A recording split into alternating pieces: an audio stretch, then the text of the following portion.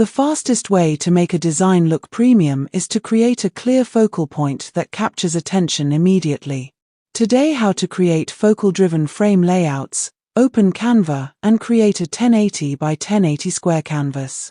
Begin with a soft beige background and apply a subtle gradient that gently darkens toward the corners. Insert one large rectangular frame in the center and upload your primary image. Adjust the crop carefully so the most important part of the image becomes the focal point. Add two smaller frames on opposite sides and place supporting visuals inside them. Apply a soft shadow effect to all frames and reduce the blur setting until it looks natural.